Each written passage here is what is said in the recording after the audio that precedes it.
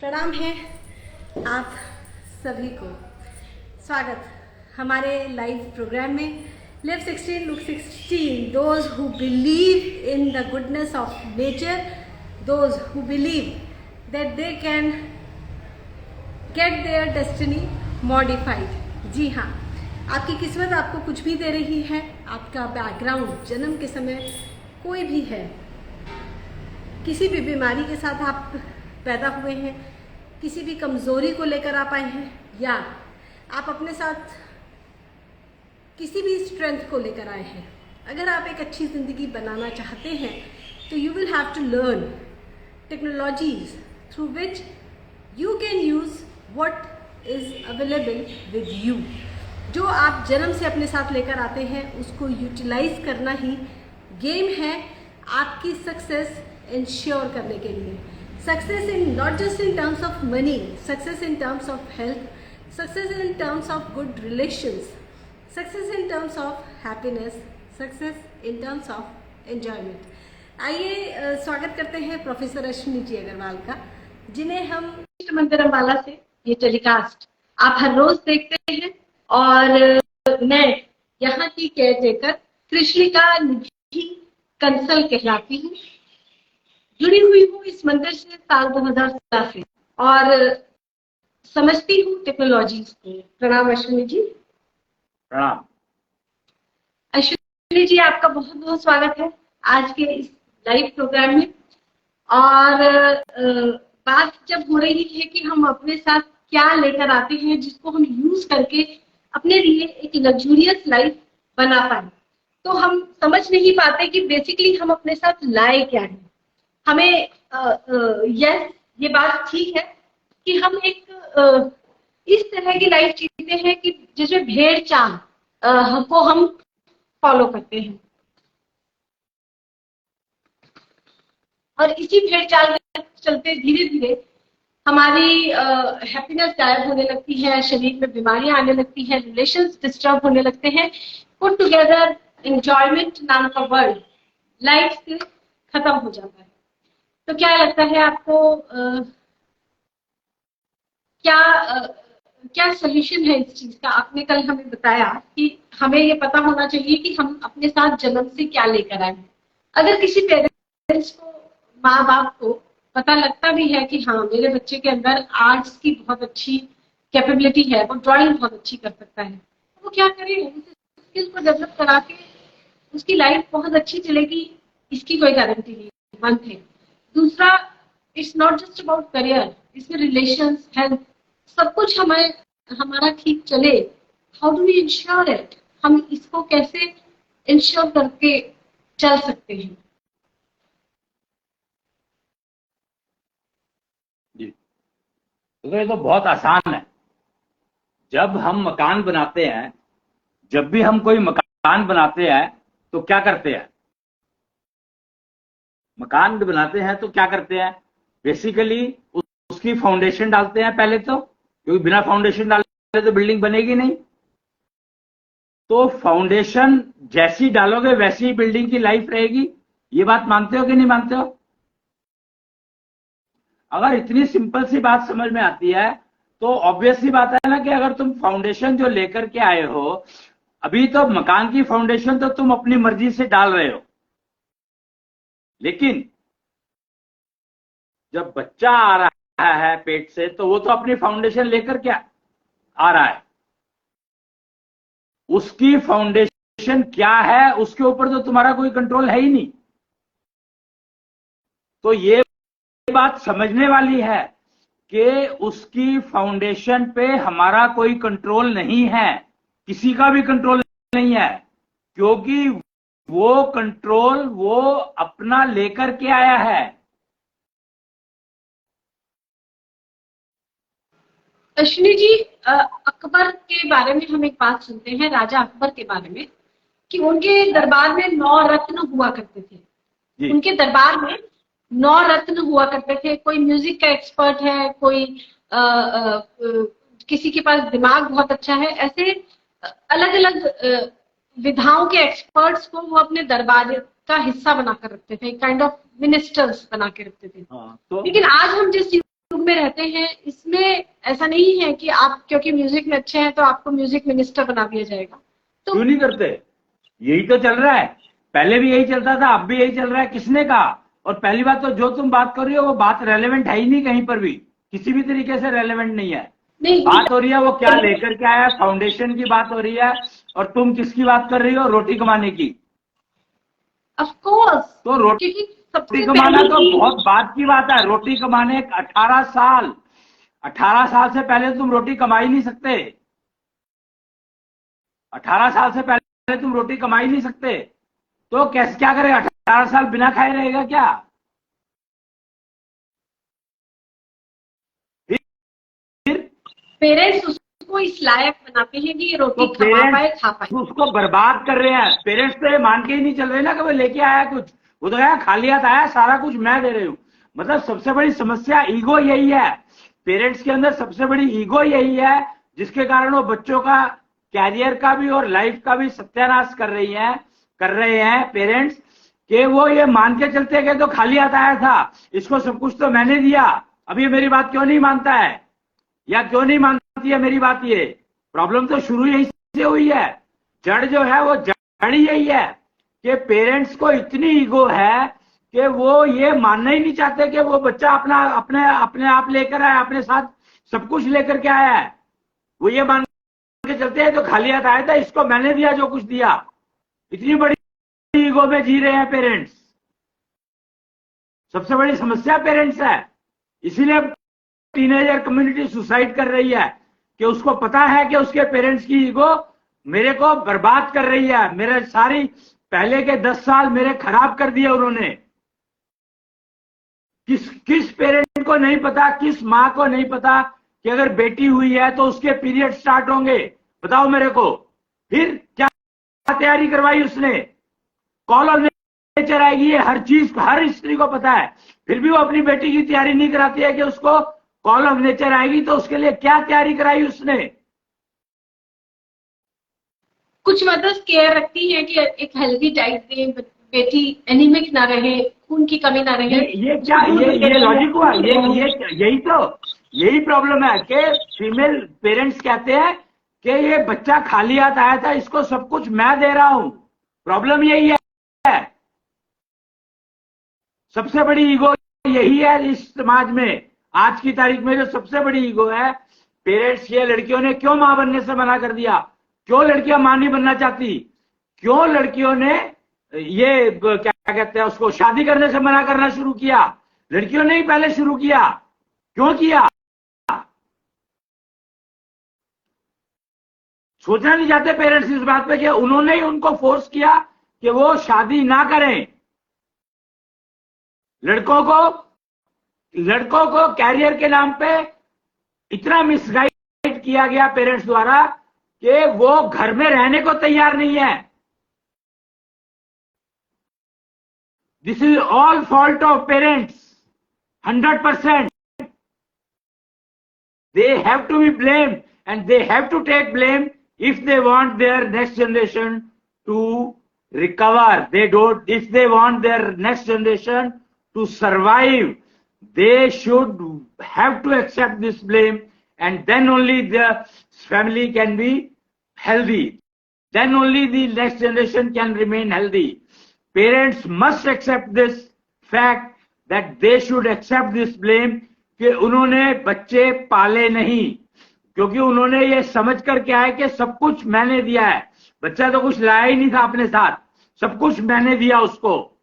इस घमंड से, इस ईगो से जब तक पेरेंट्स नहीं निकलेंगे, जब तक भूल जाओ कि नेक्स्ट जनरेशन कभी ठीक हो सकती है। और टीनेजर सुसाइड कर रहे हैं अभी, फिर जो है 6 साल के बच्चे सुसाइड करने लगेंगे। आज की तारीख में देख रहे हो कि 6 साल की बच्चियों के साथ women against crime against women 6 साल की बच्चियों के साथ शुरू हो चुका है ऑलरेडी। और कौन कर रहा है? सोच कर देखो।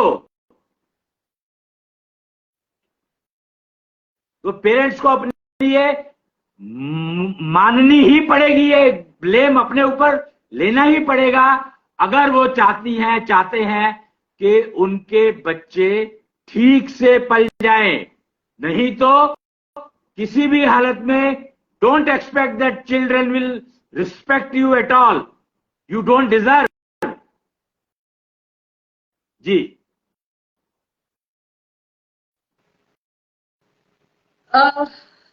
बच्चे अपने साथ अपनी किस्मत लेकर आते हैं, अपने हिस्से का जो भी कुछ उनका है वो लेकर आते हैं, अपनी कुछ नहीं, स्किल सेट लेकर आते हैं. यही प्रॉब्लम है, यही प्रॉब्लम है, यही ईगो दिखाती है. बच्चे जो है अपने साथ सिर्फ योग्यता लेकर आते हैं और कुछ नहीं लेकर के आते. डेस्टिनी लीडर्स को इसीलिए सबसे ज्यादा नुकसान हुआ कि वो अपने बच्चों तक को अपने नहीं समझा पाए कुछ. उसका एकमात्र कारण यही है कि उन्होंने समझा ही नहीं कि बच्चे लेकर के क्या आते हैं. बच्चे अपनी योग्यता लेकर के आते हैं और उस योग्यता को दिशाहीन कर देते हैं पेरेंट्स. प्रॉब्लम ये है डेस्टिनी के चक्कर में. ये जो आप दिशा कर रहे हैं ना, दिशाहीन, दरअसल हम इस तरह की सोसाइटी में रहते हैं जिसमें हम किसी भी दिशा में बच्चे को आगे बढ़ाएं, ये ऑप्शन हमारे पास अवेलेबल नहीं है. किसने कहा? इसीलिए अवेलेबल नहीं है क्योंकि तुम्हें फाउंडेशन का नहीं पता. प्रॉब्लम तो यही है कि अगर तुम्हारे को योग्यता का नहीं पता है तो तुम उसको किस स्ट्रीम में डालोगे? वो तो कहीं भी डलेगा ही ना. फिर तुमने उसकी योग्यता को ब्रशअप तो किया ही नहीं, उसकी योग्यता को पॉलिश तो किया ही नहीं, उसकी योग्यता को स्ट्रेंथ तो दी नहीं. योग्यता थी उसके पास पर उसको एफिशिएंसी नहीं दी. उसको योग्यता समझाई नहीं कि तेरी ये योग्यता है तो इस लाइन पे तुझे काम करना चाहिए, दिया ही नहीं. उसकी योग्यता, वो तो खाली आता आया था. मानकर तो ये चल रहे हो कि वो खाली आता आया, तो योग्यता तो है ही नहीं उसके पास कुछ. तो सारी योग्यता तुम दे रहे हो उसको. प्रॉब्लम ये है, ये कॉन्ट्राडिक्शन आती है. बच्चा सुसाइड क्यों करेगा? गिव मी वन रीजन कि जो बच्चा 15 साल का हो गया वो सुसाइड क्यों करेगा? That person has all options available to him or her. Why should he do suicide? So the reason parents have to take this responsibility, it is they because of whom the child is forced for suiciding. Suicidal tendencies are developed by parents only to the children.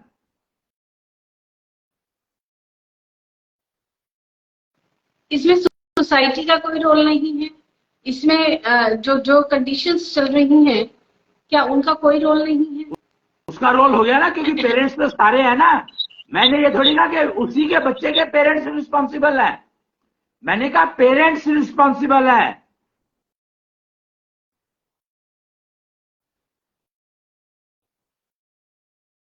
नहीं समझे ना?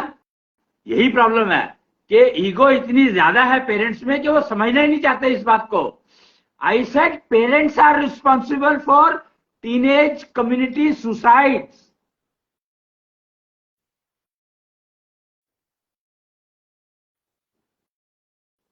जी. Parents community अगर ये समझने लगती है कि हमारे बच्चे कुछ अपने साथ स्किल सेट लेकर आए हैं, सपोज क्या लेकर आए? तो स्किल्स या एलिजिबिलिटी या जो भी अपने साथ कैपेबिलिटीज साथ योग्यता लेकर के आते हैं, एलिजिबिलिटी लेकर के आते हैं, बस और कुछ नहीं लेकर के आते. Eligibility with respect to eligibility with respect 5 parameters हैं. एलिजिबिलिटी विद, जब तक वो गर्भ में है जब तक 5 पैरामीटर है. Eligibility for health, eligibility for career, eligibility for marriage, eligibility for family and eligibility for that failure free, freedom from failure. These 5 parameters the person has till the person is in the womb. The moment delivered.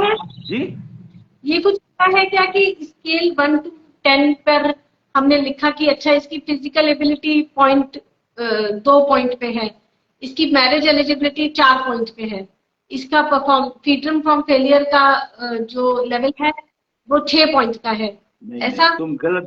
तुम फिर वही गलत दिशा। यही है competition का root cause कि हम लोगों की ईगो जो है उसको मेजरमेंट पे ले जाती है। मैं क्या बात कर रहा हूं और तुम क्या बात कर रही हो, तुम्हें यही नहीं अभी तक समझ में आया। पॉइंट कहां से आ गए इसमें?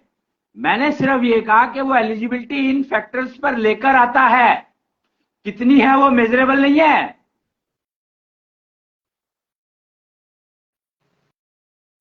मान लीजिए किसी माँ के पास 4 बच्चे हैं, तो चारों बच्चों की एलिजिबिलिटी अलग अलग है।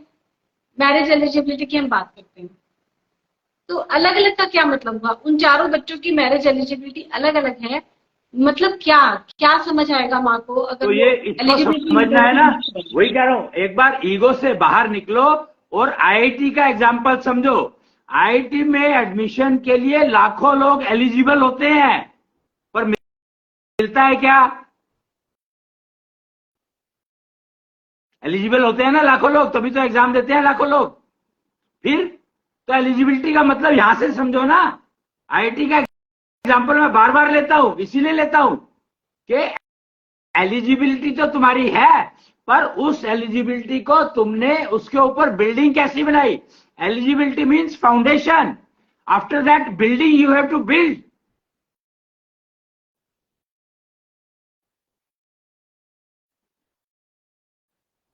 मीन्स बच्चे की एलिजिबिलिटी पुअर है या गुड है या एवरेज है, ऐसे हमें पता लगेगा? एलिजिबिलिटी पुअर कभी होती नहीं है ना, ये किसने कहा एलिजिबिलिटी कब पुअर होती है? एलिजिबिलिटी तो पुअर कभी होती नहीं, एलिजिबिलिटी है, इतनी एलिजिबिलिटी है। आईआईटी के एग्जाम्पल के लिए हमने देखा कि बच्चे का पीसीएल 75% होना चाहिए, तभी वो फॉर्म भर सकता है। तो किसी बच्चे की 60% पीसीएम है, तो हम उसको कहेंगे your eligibility is so poor that you are not able to even enter for the test. Correct correct correct. तो is it so in because IIT में वो एलिजिबिलिटी की बात नहीं हो रही है जिसकी मैं बात कर रहा हूं। I am talking about the person in warm. IIT में जब गया तो उसकी अपब्रिंगिंग का जो पीरियड है वो डिफाइन करता है 75% या 60%। जब वो पैदा हुआ था तब वो परसेंटेज नहीं होती है। परसेंटेज नहीं होती है, ओके, क्या होता है इसका क्वेश्चन? डायरेक्शन।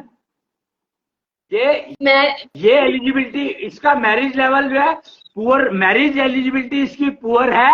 पुअर से मेरा मतलब है कि उसके जो नब्ज है, it is conveyed by the pulse, कि इसके मैरिज एलिजिबिलिटी में आने की प्रॉब्लम है उसमें, तो वो टेक केयर तुम अभी से कर लोगे तो वो प्रॉब्लम नहीं आएगी।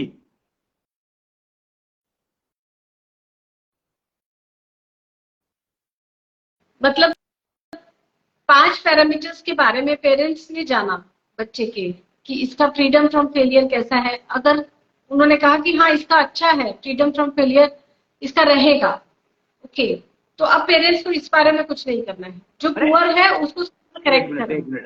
Again why parents want to run away from responsibility, I don't understand. I'm trying to understand that what exactly is the responsibility so, of try to understand that we are talking of foundation. After that building you have to build. अगर तुमने वो freedom for failure मान लिया और उसके ऊपर काम नहीं किया तो बिल्डिंग तो, वो पिलर तो बनेगा नहीं ना। फाउंडेशन 5 फाउंडेशन है, उसके ऊपर 5 पिलर खड़े करे जाएंगे। तो अगर तुमने पिलर ठीक से खड़े नहीं किए तो उसकी फाउंडेशन क्या करेगी? तुमने फाउंडेशन लेकर के छोड़ दिया और उस फाउंडेशन के ऊपर बिल्डिंग बनाई नहीं, तो बनाई नहीं बिल्डिंग है तो रहोगे कैसे?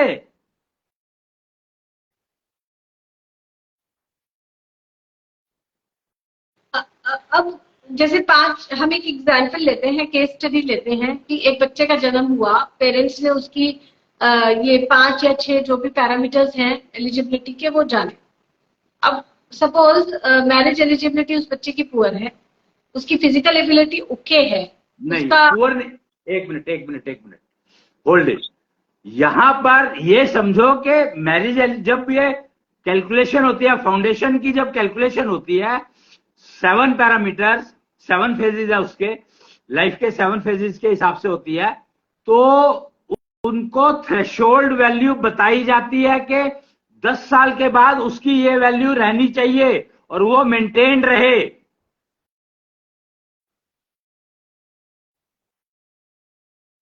क्योंकि जब बच्चा पैदा होता है तो मेजरमेंट नहीं की जा सकती, तो उस समय में पेरेंट्स की मेजरमेंट होती है।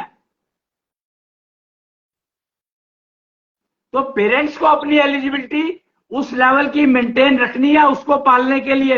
एक्चुअली ये मैरिज से शुरू होता है, ना कि बच्चे की डिलीवरी से। जब मैरिज हो रही है तो उस टाइम पर उनको अपनी एलिजिबिलिटी लेवल पता होने चाहिए, तभी विवाह करेंगे, तभी वो फायदा होगा, नहीं तो वो इस लाइन पे आने का उसको फायदा होगा नहीं। क्योंकि पहले पेरेंट्स को अपनी एलिजिबिलिटी का पता करेंगे तभी तो बच्चों की एलिजिबिलिटी पर जाएंगे। यानी कि जो कपल हैं, जो अब रिलेशन में जा रहे हैं, अब उनको पता है कि वो पेरेंट्स बनेंगे, तो उन्होंने अपनी अपनी दोनों ने एलिजिबिलिटी टेस्ट करवाई है, रीड करवाई, एलिजिबिलिटी रीडिंग के थ्रू। अब उन्होंने अपनी एलिजिबिलिटी को बढ़ाया या क्या किया? मेंटेन करना है ना, उसकी वैल्यू बताई जाएगी ना। एलिजिबिलिटी मेजरमेंट होती है भाई।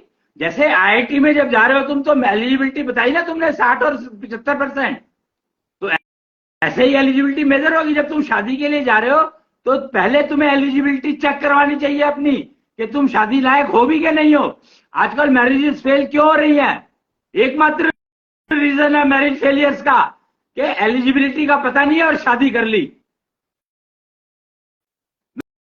मैरिज करने की योग्यता है नहीं। आईआईटी में जाने के लिए तो योग्यता सारी टेस्ट कर रहे हो, पर मैरिज जैसे उस एग्जाम के लिए एलिजिबिलिटी कोई है ही नहीं, पता ही नहीं है एलिजिबिलिटी का, जरूरत ही नहीं है एलिजिबिलिटी की। लव अफेयर करके बैठ गए, एलिजिबल हो या नहीं हो पता ही नहीं है इस बात का। तो एलिजिबिलिटी के बिना अगर शादी करोगे तो it is bound to fail.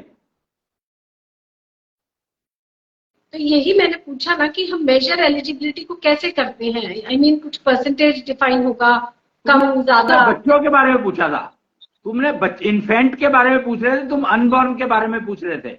जो हम एलिजिबिलिटी जो बात कर रहे थे तब हम एलिजिबिलिटी उसकी बात कर रहे थे कि बच्चे की एलिजिबिलिटी मान लो हमें पता लग गई, तो पुअर है। पुअर कहां बताई मैंने? पुअर और वो तो बाद में आएगी, बिल्डिंग के टाइम पर आएगी। तो इसलिए बिल्डिंग कब बनानी शुरू करी, फाउंडेशन कब ले शुरू करो है? जब विवाह कर रहे हो। तो अगर तुम्हारी विवाह की एलिजिबिलिटी नहीं थी तो बच्चों की एलिजिबिलिटी कैसे आ जाएगी?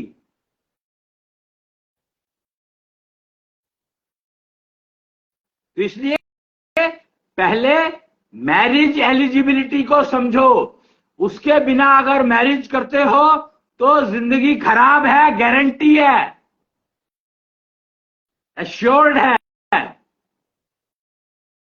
बिना एलिजिबिलिटी चेक करे अगर तुमने मैरिज कर दी, सिर्फ उम्र देख करके या कमाई देख करके पैसे की, तो समझो कि तुमने अपने बच्चों को बर्बाद कर दिया, अपने बच्चों को बर्बाद कर दिया। जी। तो मैरिज एलिजिबिलिटी जो गेम है एलिजिबिलिटी का, वो मैरिज से शुरू होता है। अच्छा, अगर लड़का लड़की शादी कर रहे हैं और उन दोनों का सपोज करियर ठीक ठाक चल रहा है, they are doing good in their job, अच्छा पैसा भी कमाते हैं, अच्छी पोजीशन पे हैं, और अब उन्होंने अपना एलिजिबिलिटी टेस्ट कराया, तो वो सिर्फ मैरिज के कंटेक्स्ट में टेस्ट कराएंगे या बाकी कंटेक्स्ट में भी, कि फिजिकल एबिलिटी कैसा है या करियर का कैसा है? 4 फेजेज है मैरिज के बाद। मैरिज से लिंक 4 फेज है लाइफ के। कपलहुड, फैमिलीहुड, देन बच्चों की शादी, फिर सोसाइटी के अंदर वो अपनी के मेरे को क्या ज्ञान कितना है, नॉलेज, स्पिरिचुअल एलिजिबिलिटी, फिर failure freedom for kids, you have to ensure, parents only can ensure. Then you have to look after your parents. तो तुम्हारी स्ट्रेंथ इतनी होनी चाहिए कि तुम्हारे पेरेंट्स की तुम देखभाल कर पाओ, तो उनकी एलिजिबिलिटी चेक करवानी तुम्हारे लिए मजबूरी है, जिससे कि उनकी जिंदगी अच्छी चले। आज तो प्रॉब्लम यह है कि पेरेंट्स ही अपने पेरेंट्स को गाली देते हैं कि तुमने हमें कुछ नहीं सिखाया, और पेरेंट्स, बड़े पेरेंट्स क्या रहे हैं छोटे पेरेंट्स को कि तुम्हें कुछ सीखा नहीं। उनमें ही आपस में सेटल नहीं होता। बच्चों को बेचारों को तो सफर सबसे ज्यादा बच्चे कर रहे हैं। दो parents, grandparents and parents ही आपस में सेटल नहीं कर पा रहे, तो बच्चों को तो बेचारों का क्या होगा? वो लड़की क्यों शादी के लिए हाँ कहेगी? लड़की शादी के लिए हाँ कह दे या लड़का शादी के लिए हाँ कह दे, सिर्फ यही प्रॉब्लम्स नहीं है घर में प्रॉब्लम्स कई वैरायटी की है। करेक्ट। तो इसीलिए all the factors you have to take care.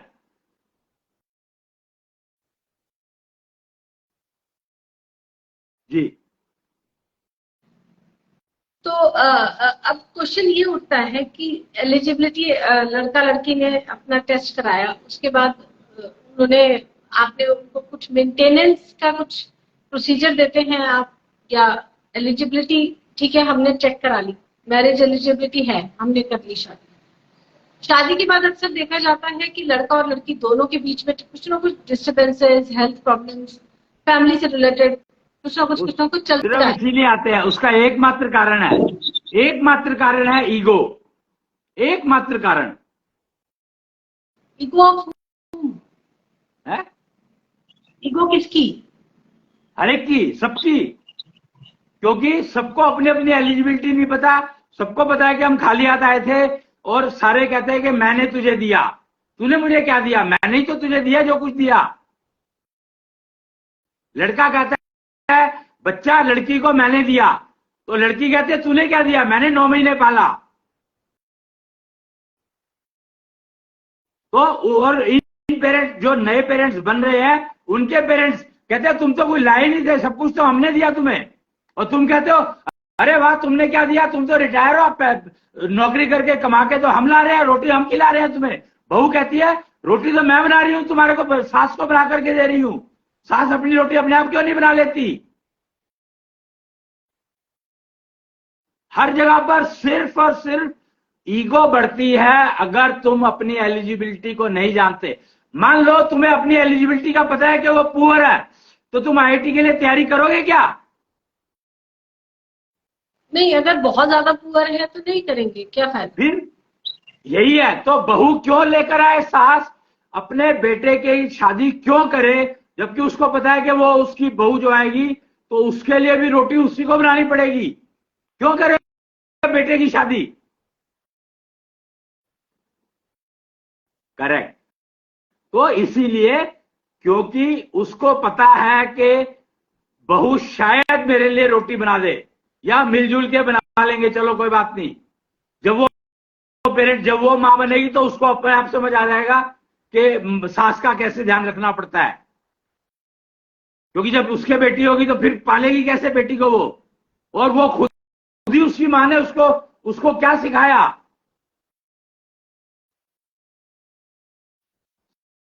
समस्या यही है कि ईगो जब आती है तो ईगो सब जगह पर आती है, हर जगह पे ये रोल प्ले करती है। Ego is nothing but jealousy.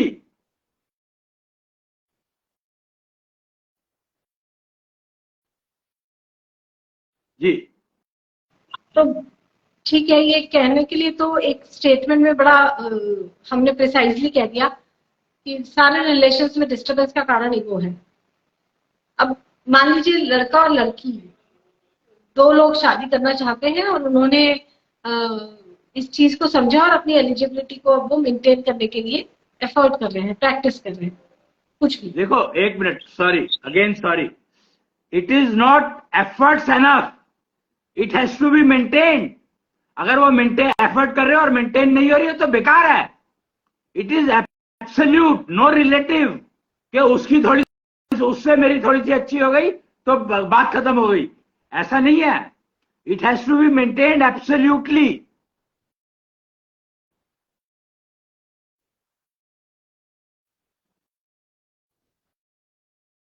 जी। अब दोनों की मेंटेन है, बट उनके जो आसपास के रिलेटिव्स हैं, उनके पेरेंट्स हैं, उनके सारे रिश्तेदार हैं, उनकी तो मेंटेन नहीं है। हम एक दिन में तो सोसाइटी बदलेगी नहीं। अभी आज की डेट में the ego is actually prevailing. मेरे पास इतना पैसा है या मैं क्यों करूं तेरे लिए, these kind of concepts are prevailing in our society. these things are only results of ego. जैसे ही तुम एलिजिबिलिटी मेंटेन करोगे तो ये ईगो अपने आप खत्म हो जाएगी। यही तो की है। अपनी ईगो खत्म होगी या स्पाउस की खत्म होगी अगर एक कपल ने सोच लिया, बट बाकियों की तो नहीं खत्म होगी, like parents, in laws and क्यों नहीं होगी? सबकी होगी। अगर तुम्हारी ईगो खत्म हो गई तो फाइट, ईगो क्लैश तो खत्म हो गया ना। सी, ट्राई टू अंडरस्टैंड, ईगो दोनों की ईगो है तो क्लैश है। अगर एक की ईगो है एक की नहीं है तो क्लैश होगा नहीं।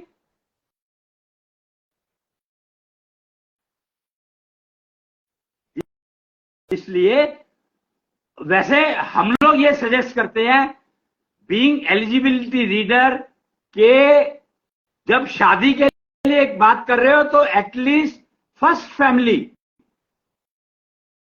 की सबकी एलिजिबिलिटी चेक होनी चाहिए, दोनों तरफ के पेरेंट्स की, दोनों तरफ के क्लोज रिलेटिव्स की।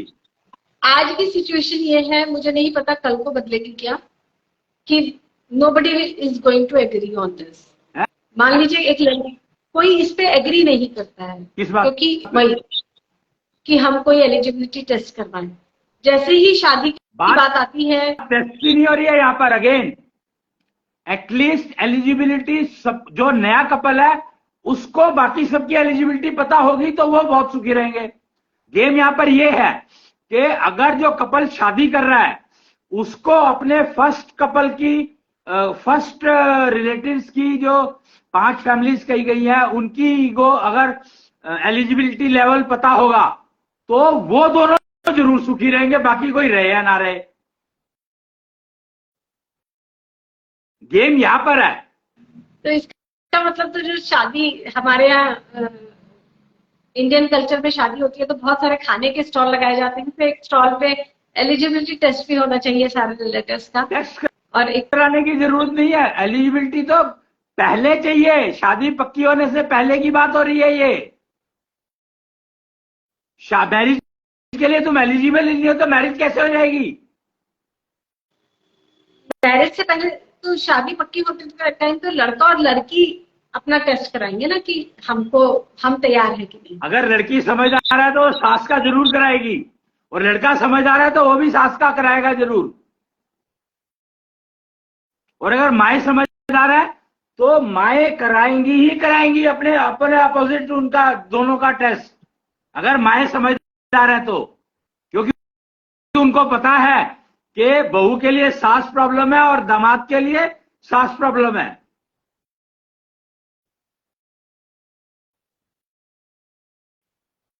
दामाद के लिए भी सास बड़ी प्रॉब्लम है नेचुरली, क्योंकि वो बेटी को डंडा कौन करता है? बेटी की माई तो करती है।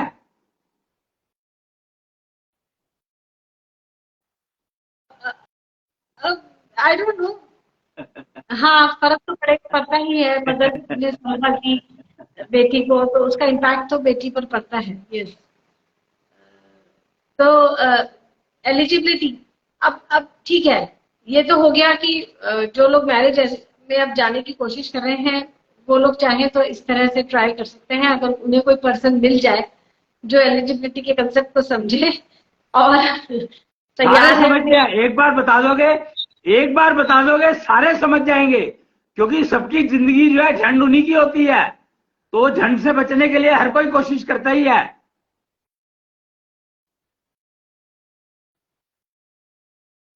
तो अब ये तो हो गया एक कंसेप्ट की how is your eligibility about marriage. अब एलिजिबिलिटी अबाउट करियर, ये भी एक आपने मुझे कहा कि एक पैरामीटर ये भी है। अगेन कैरियर अगर तुम्हारा ठीक नहीं है तो एलिजिबिलिटी, अगर कैरियर को तुमने नहीं बनाई तो शादी तो होने की नहीं। मैरिज एलिजिबिलिटी अगर हो रही है तुम्हारी, अगर मैरिज एलिजिबिलिटी आ गई है तो इसका मतलब ये है कि कैरियर तुम्हारा ठीक चल रहा होगा। हाँ, पक्की बात है, पक्की बात है। में ये चलता है। नहीं, आज के वातावरण में पक्की बात है ये कि जब तक वो कहते हैं कि भैया पहले पैरों पे खड़ा हो जाओ फिर शादी की बात करियो। अगर मैरिज एलिजिबिलिटी आ गई है तुम्हारी, ठीक है, तो मान के चलो कि कैरियर तुम्हारा तब तक तो ठीक है, आगे क्या होगा पता नहीं, पर तब तक तो डेफिनेटली ठीक है। लड़के का मैं मान लेती हूँ कि अगर कोई काम नहीं है, धंधा नहीं है, तो उसके साथ कोई अपनी बेटी को नहीं शादी कराते। पर लड़की बहुत होती है जिनका कोई करियर ऑप्शन नहीं है, स्टिल दे गेट मैरिड। किसने कहा, किसने कहा, ये कहाँ लिखा है? I've seen so many females 19 years की एज में। कैरियर हम तो का बस मतलब पैसे कमाना नहीं होता है, यही तो बात कर रहा हूं मैं तुम्हें।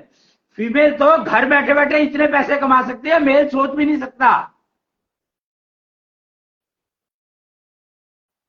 Female has 9 times higher mental wealth compare to male. तो फीमेल का तो कैरियर बाय बर्थ बना होता है बेचारी का। प्रॉब्लम यह है कि यही समस्या हुई है कि फीमेल आज सफर क्यों कर रही है, क्योंकि उनका कैरियर तो बाय बर्थ बना होता है, इसीलिए उनको फाइनेंशियल फ्रीडम फीमेल को क्यों नहीं मिलती। ये बात क्यों कही गई है, क्योंकि फीमेल का कैरियर तो बाय बर्थ बना ही होता है।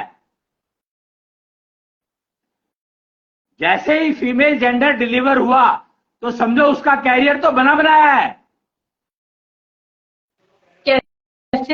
कैसे मतलब क्या करियर बना बनाया है? हर लिहाज से उसकी लर्निंग एफिशिएंसी इतनी अच्छी होगी, उसकी परफॉर्मिंग एफिशिएंसी इतनी अच्छी होगी compare to male child. I am telling, उसकी जो है एशो निधि इतनी अच्छी होगी, उसकी मेंटल वेल्थ इतनी अच्छी होगी, सब चीजें उसकी जेंडर से। तो जेंडर की यही तो प्रॉब्लम है कि उसके पास एक एक्स्ट्रा सेंस है। Female is born with one extra sense. तो अगर उसको भी कैरियर की प्रॉब्लम है तो मेल का कैरियर तो कभी बन ही नहीं सकता। Female is born with career. पर मैं बहुत सारी फीमेल्स को जानती हूँ जिन्हें केवल only living with their parents के साथ रह रही थी, अब वो नहीं। ये देखो यहां पर समझो ना बात को, क्योंकि किसी पेरेंट ने माना ही नहीं कि वो कुछ लेकर आई है, खाली हाथ आई है, बोझ आ गई हमारे ऊपर। पेरेंट्स तो ये सोचते थे कि लड़की आई है तो बोझ आ गई हमारे ऊपर, क्योंकि खाली हाथ आ रही है। ये सारी प्रॉब्लम तू गिनवा रहे हो, वो सारी की सारी प्रॉब्लम रहेंगी जब तक ये मान के चलोगे कि खाली हाथ आया है जो भी आया है नया।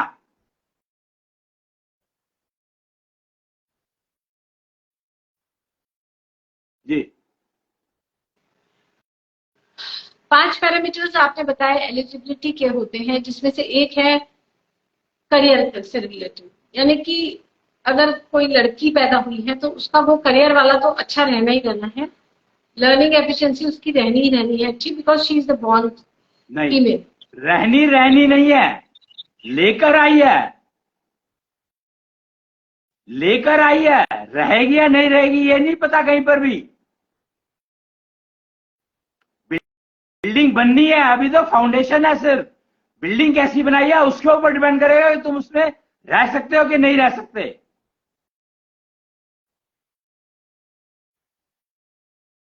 जी मतलब लड़की जन्म के समय लेकर आती है, उसके बाद उसने उसका क्या किया है, उसके पेरेंट्स ने किस डायरेक्शन में आगे बढ़ाया है, ये सारे फैक्टर्स आ जाते हैं। दोनों के लिए, लड़का हो या लड़की हो, दोनों के लिए।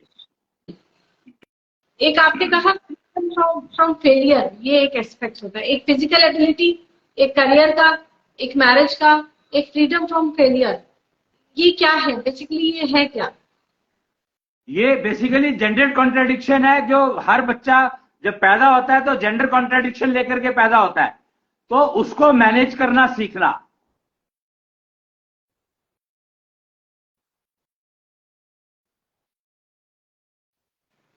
जेंडर की तो बात की ना आपने कि लड़की हुई है या लड़का, इससे हम gender contradiction I am talking.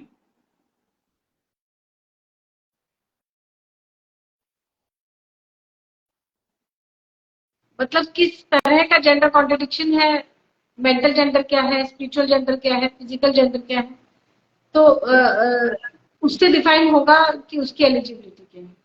हर चीज की, कैरियर की, ज्यादातर जो डिस्टर्बेंसेज आती हैं मैरिज लाइफ में, कैरियर में, या बाकी चीजों में, फैमिली लाइफ में, या फेलियर में, फेलियर का प्राइम रीजन यही है, जेंडर कॉन्ट्रडिक्शन। जी। और पांचवा क्या है?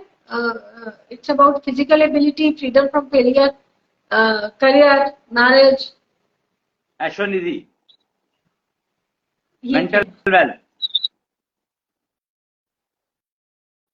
Female is born with 9 times higher mental wealth. और आज की जो फीमेल है, जो करंट पेरेंट्स हैं या करंट फीमेल्स हैं, टीनेज वाली भी, टीनेज से ऊपर जो जितनी भी फीमेल्स है, they have started losing their mental ability, and I have seen most of the married females, उनकी mental ability 0.9 से भी कम रह गई है। मेल की 1 होती है और फीमेल की 9 होती है, और अब वो 0.9 से भी कम रह गई है। और लव मैरिज जो है वो रिस्पॉन्सिबल है इस प्रॉब्लम के लिए। लव मैरिज हुई, अरेंज मैरिज हुई, उससे क्या फर्क पड़ा? बहुत फर्क पड़ा, यही तो कि जेंडर कॉन्ट्रडिक्शन का पता ही नहीं है और मैरिज कर ली। जेंडर कॉन्ट्रडिक्शन तो अरेंज मैरिज में भी नहीं देखा जाता। अरे बात तो अरेंज मैरिज में कम से कम पता तो होता है कैसी आते हैं, लव मैरिज में तो पता ही नहीं होता। It's other way round. Arrange marriage में हम उस पर्सन को नहीं जानते हैं, बहुत ज्यादा नोन नहीं होता है, जानते हुआ नहीं होता है, अनजाने होते हैं ज्यादातर। जबकि लव मैरिज में उनका एक स्पैन होता है, टाइम स्पैन, जो उन्होंने मैक्सिमम लव मैरिजेज ही डिवोर्स में जा रही हैं। तुम डिवोर्स का स्ट्रक्चर उठा करके देखो ना, डेटा रीडिंग करो, मैक्सिमम डिवोर्स जो है लव मैरिज में ही हो रहे हैं। उसके कई कारण हो सकते हैं, कई कारण, देखो वेट, कई कारण, वो कई कारण पहले क्यों नहीं दिखाई दिए, 10 साल तक नहीं दिखाई दिए? उसका एकमात्र कारण है क्योंकि family is not understood. Family के बिना अगर तुम मैरिज करते हो तो वो marriage is bound to fail, bound to fail. सिर्फ वही लव मैरिज सक्सेस हो सकती है जिसमें दोनों तरफ के पेरेंट्स, पूरी फैमिली इन्वॉल्व होगी, और मन से इन्वॉल्व होगी, दिखाने के लिए नहीं।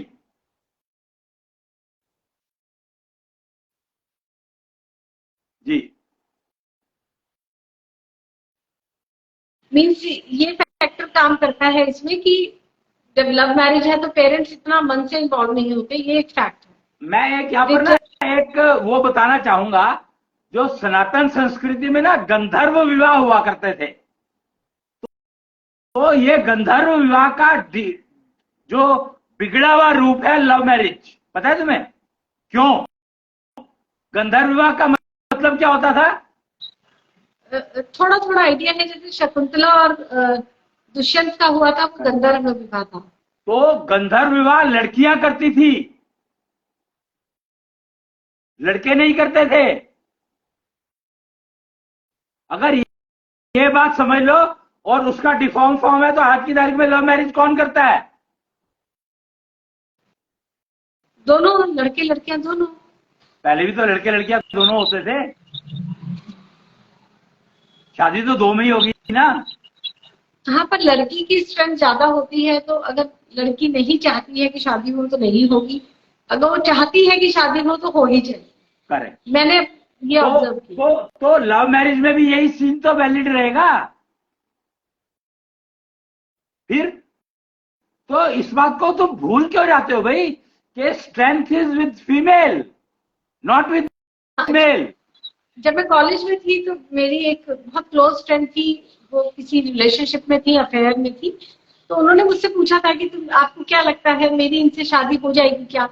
मैंने कहा तुम चाहोगी तो हो जाएगी, तुम नहीं चाहोगी तो नहीं हो। It's all on you ultimately. that you could say because you are a female। Male होता तो ये बात, तब अगर मेल समझदार होता तो वो भी यही बात कहता।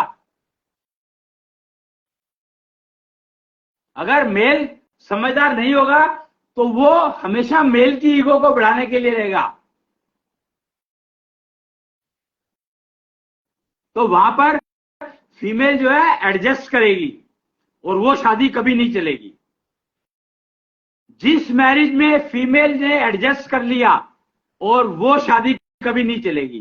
पर जिस फीमेल के कहने पर फीमेल ने एडजस्ट किया, नहीं फीमेल के कहने पर फीमेल ने एडजस्ट नहीं किया, तो वो शादी कभी नहीं चलेगी। फीमेल की ईगो फीमेल ही बूस्ट करती है। एक मिनट, फीमेल के कहने पे फीमेल ने एडजस्ट नहीं किया? हाँ, क्या मतलब हुआ इस बात का? इसका मतलब यह हुआ कि उसने कह दिया तू रोटी ठीक नहीं बनाती, सास ने कह दिया, तो फीमेल ने एडजस्ट नहीं किया, तो फिर क्या होगा?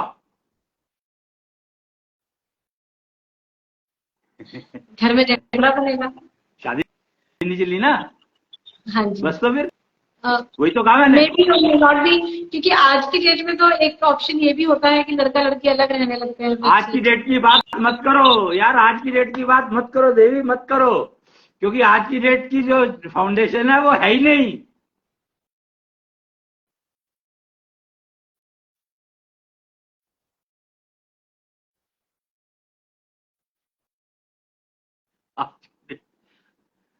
एक बात 50 बार बताने के बावजूद ये हालत है, और इतनी ये दिखाती है कि मेंटल वेल्थ फीमेल की कितनी गिर चुकी है।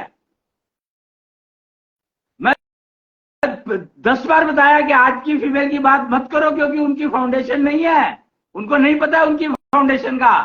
तो आज की फीमेल की, आज की मैरिज की बात करोगी तो कैसे, क्या करूं मैं उसके ऊपर? मैंने तो आज का ही टाइम देखा है, मुझे दुनिया में आए 40 ईयर्स में, तो मैंने तो यही। अच्छा, एक बात बताओ मेरे को, एक बात बताओ, मैंने अभी गंधर्व विवाह की बात करी तो तुमने कहा हाँ सुना तो है, क्यों सुना है? अब मैंने शकुंतला और दुष्यंत के विवाह के बारे में सुना है कि उनका गंधर्व विवाह हुआ था, लेकिन शकुंतला अपनी सास के साथ कर पाएंगी नहीं, उनकी शादी अल्टीमेटली चली कि नहीं, मुझे थोड़ी ही पता है। तो तुमने आधी अधूरी जानकारी इसीलिए रखी कि यार कई लोग ये ना कहे कि इसको तो कुछ भी नहीं पता, मूड है ये तो तुमने आधी, वो भी तो तुम्हारे सामने नहीं था। अभी तो तुमने कहा मेरे सामने जो चला उसकी बात कर रही हूं मैं। अभी आप गूगल पे लिखेंगे ना गंधर्व विवाह, तो शकुंतला और दुष्यंत का एग्जाम्पल आएगा। That's so straight. और हम तो गूगल के जनरेशन के बच्चे हैं या महिला है।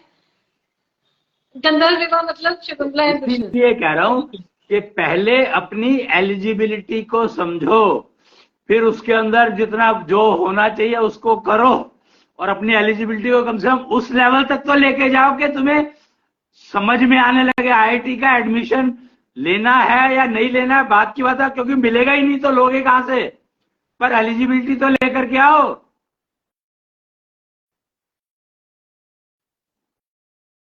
फॉर्म तो भर सको, इतने तक तो पहुंचो।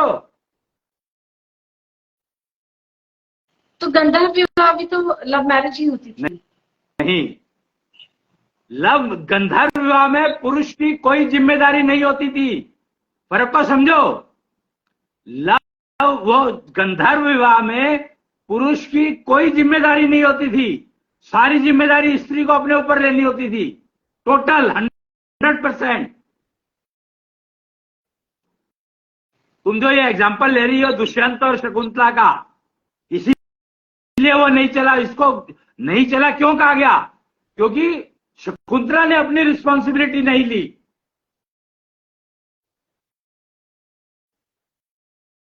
अल्टीमेटली तो शकुंतला ने ही पाला उस संतान को, भरत को। तो प्रॉब्लम क्या है फिर? ये वो सिस्टम तो परफेक्ट है फिर तो। एक्चुअली गंधर्व विवाह ही होने चाहिए। ये जो बाकी सिस्टम चला हुआ है विवाहों का, मैरिजेस का, ये फेल है। गंधर्व विवाह ही सक्सेसफुल हो सकते हैं,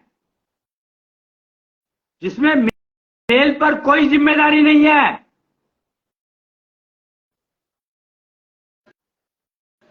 गंधर्व विवाह का मतलब क्या है कि कुछ दिनों के लिए लड़का लड़की रिलेशनशिप में है? नहीं, गंधर्व विवाह का मतलब है फीमेल को जो चाहिए वो मिल जाए। ब्रह्मा जी का वरदान को समझो। यहां पर ब्रह्मा जी का वरदान क्या था? जिस पुरुष को तुम अपने पास बुलाओगी वो अवश्य तुम्हारे पास आएगा, ये था ना। ब्रह्मा जी का वरदान था तुम जब चाहोगी कोई ना कोई पुरुष तुम्हारे पास आएगा।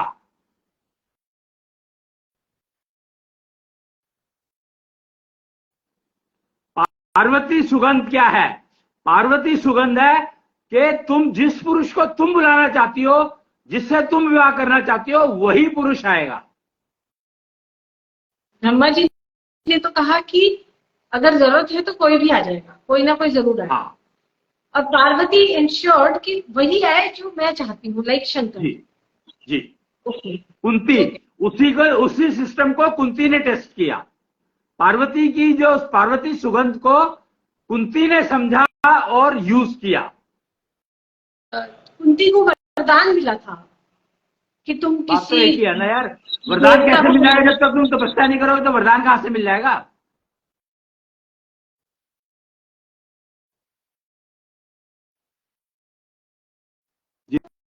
कुंती ने ये टेस्ट किया कि क्या मैं जिस पुरुष को चाहती हूँ उसी को बुला सकती हूँ।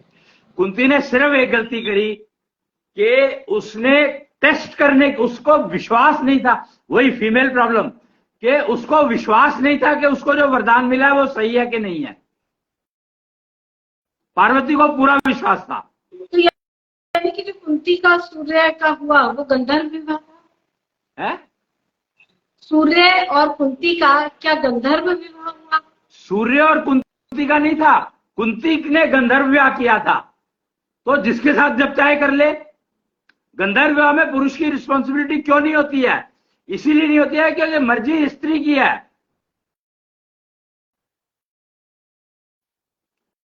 और जैसे कुंती ने सूर्य के साथ किया, इंद्र के साथ किया और वायु पवन देव के साथ किया, तो कुंती ने कई गंधर्व विवाह किए।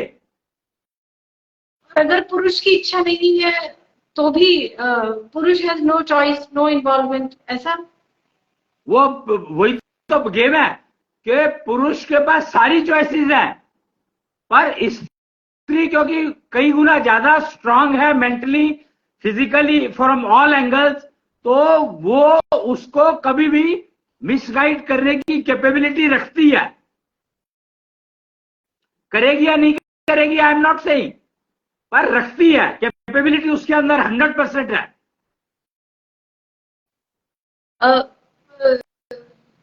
शूर्पणखा आई थी श्री राम के पास कि मैं तुमसे विवाह करना चाहती हूँ जी।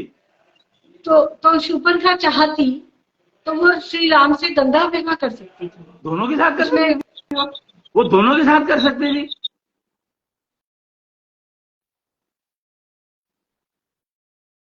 बल्कि वो आई ही थी गंधर्व विवाह करने, सॉरी, वो आई ही थी गंधर्व विवाह करने। क्यों आई थी? अब इस बात को समझो कि वो उसको पता था कि उसकी मां यानी रावण की मां, क्योंकि रावण की बहन थी ना, तो रावण की मां ने रावण को कैसे प्राप्त किया, वो टेक्नोलॉजी शूर्पणखा को पता थी। इसीलिए वो राम जी के पास गई, क्योंकि उसको पता था ये विष्णु के अवतार हैं, तो इनसे अगर मुझे बच्चा मिलेगा तो वो बच्चा रावण से भी ज्यादा पावरफुल होगा। पर राम जी डिनाइड, राम जी ने मना कर दिया। राम जी पता था कि ये दानवों का सरदार बनकर के देवताओं को जीने नहीं देगा, इस दुनिया को चलने नहीं देगा। राम जी नहीं चाहते थे कि शूर्पणखा उनसे पुत्र ले, या नहीं, राम जी मर्यादा पुरुषोत्तम थे, वो गंधर्व विवाह में नहीं फंसना चाहते थे। यही तो रेफरेंस रखा राम जी ने, कि राम जी ने चेक कर लिया कि ये जो है लड़की ठीक नहीं है, ये इसका इंटेंशन ठीक नहीं है।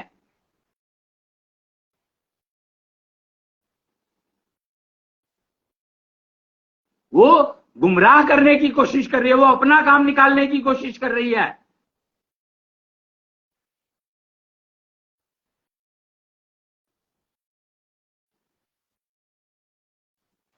मीन्स गंधर्व विवाह फीमेल कर सकती है, लेकिन पुरुष के पास भी चॉइस है कि वो मना कर दे। हाँ बिल्कुल चॉइस है, प्रॉब्लम यही है कि पुरुष मना ना कर दे, इसके लिए वो सिस्टम को इतना कंफ्यूजन में डाल दिया कि आज की तारीख में पुरुष बेचारे को पता ही नहीं है कि वो क्या कर रहा है क्या नहीं कर रहा। इसलिए राम राज्य ज्ञान को समझना नहीं चाहता, निष्ठा चक्र के बारे में पता ही नहीं है किसी को भी कुछ, दशांश चक्र जानता ही नहीं है कोई।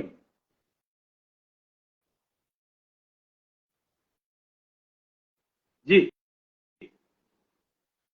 ऐसे कुछ एग्जाम्पल्स हमारी सोसाइटी में हैं जिसमें फीमेल ने बस शादी की। एक हीरोइन हुई है नीना गुप्ता, जिन्होंने किसी फॉरेन के क्रिकेटर के साथ के रिलेशनशिप में आई, उन्होंने बेटी संतान हुई और उन्होंने उसे पाला। हालांकि हमारे समाज में इसको बहुत अच्छे से देखा नहीं गया, इसको हम बहुत अप्रिशिएट नहीं कर पाए इंडियन सोसाइटी में। लेकिन ये शायद ये रेफरेंसेस हैं गंधर्व विवाह के, जिसमें फीमेल ही रिस्पॉन्सिबिलिटी ले रही है उसको किसी मेल के साथ विवाह करना है। यहां पर तुम फिर गलत समझ रही हो। उसने गंधर्व विवाह जरूरी थोड़ी है संतान के लिए किया हो। गंधर्व विवाह तो विवाह के लिए किया जाएगा ना, जैसे शकुंतला में, संतान के लिए थोड़ी। किसने कहा? ये कहाँ लिखा है कि संतान होगी ही होगी? ये कहाँ लिखा है? फिर तो तुम गलत क्यों डायरेक्शन में ले जाती हो हर चीज को?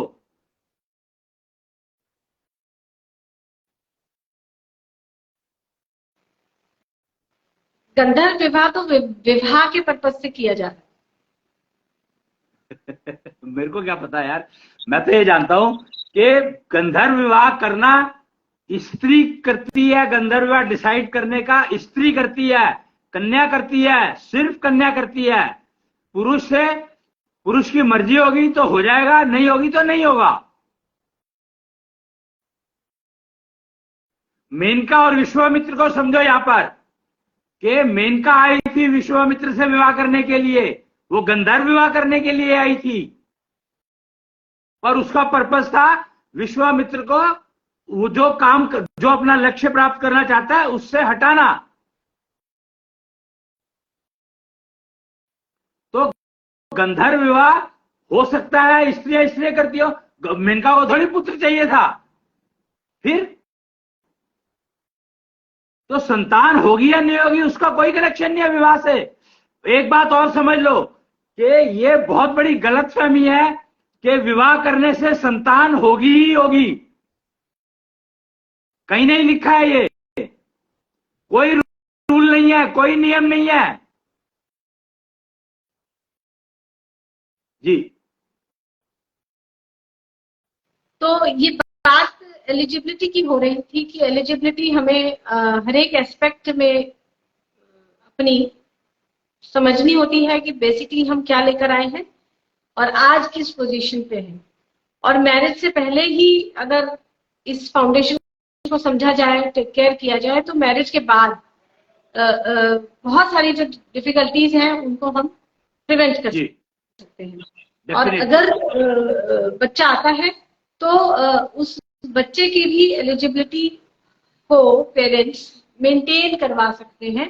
तो वो जो सोसाइटल टेंडेंसी टीनेजर्स में डेवलप हो रही है, करवा सकते हैं नहीं, सॉरी, करवा सकते हैं नहीं, करवाना ही होगा। अगर हम चाहते हैं कि हमारी टीनेजर कम्युनिटी सुसाइड की तरफ आगे न बढ़े, कम से कम। लेकिन हम चाहते हैं कि हमारे बच्चे हमारे से बेटर जिंदगी जिए। तो एलिजिबिलिटी के हिसाब से उनका विकास, ये सब कुछ तुम्हें इंश्योर करना ही पड़ेगा। बच्चों का विवाह ऐसी जगह ना हो जाए जहां पर एलिजिबल लोग नहीं है। इन एलिजिबल लोगों के साथ अगर बच्चों का विवाह कर दोगे तो सबसे ज्यादा नुकसान पेरेंट्स को ही होगा, वो विवाह चलेगा नहीं, पक्की बात है। जी,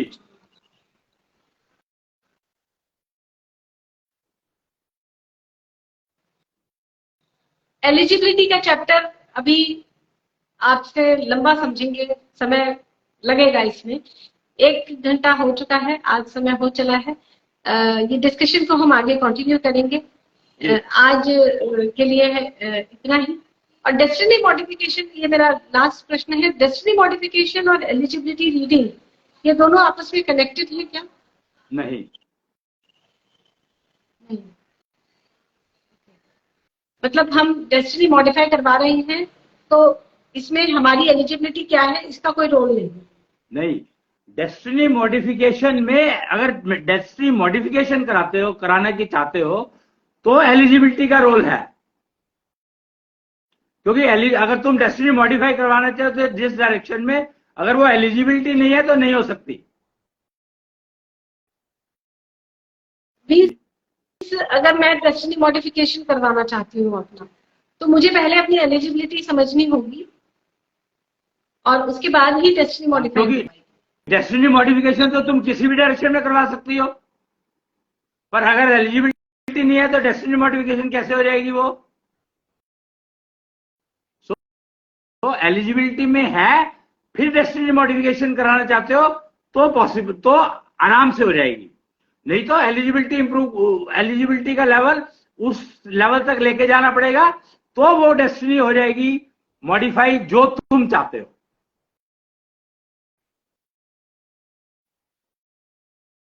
जी। तो अश्विनी जी, आपको डेस्टिनी मॉडिफायर के रूप में जाना जाता है और अब आपने एलिजिबिलिटी के सब्जेक्ट पर बात करनी शुरू की है। ये हमारे सोसाइटी के लिए नेचुरली बिल्कुल नया सब्जेक्ट है एंड जरूरत इसकी समाज को है ही। तो आज के लिए मुझे लगता है कि इतना ही। कल फिर आपसे बातचीत इसी प्रोग्राम के माध्यम से। प्रणाम। जय कृष्णीश।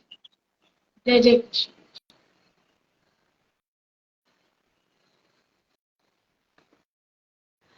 एलिजिबिलिटी, इस चैप्टर को हम लोगों ने अभी तक दरकिनार करके रखा। इसको हमने सिर्फ परसेंटेज या इतना बैंक बैलेंस, कुछ नंबर्स तक सीमित करके रख दिया, जबकि एलिजिबिलिटी हमारी जन्मजात बाय बर्थ होती है, जिसको समझना और उसी फाउंडेशन पर अपनी building banana, that is the game. और मैरिज से पहले जरूर जान लें आपकी एलिजिबिलिटी क्या है, जिसके साथ आप शादी करने वाले हैं उसकी एलिजिबिलिटी क्या है, उसके पेरेंट्स, आपके पेरेंट्स, फर्स्ट फैमिली, दोनों की। ये अगर क्लियर कर ले सब, कम से कम लड़का लड़की को पता है कि किसकी क्या एलिजिबिलिटी है, तो उनका जीवन बहुत सुखी रह सकता है। आज के लिए इतना ही। जाना।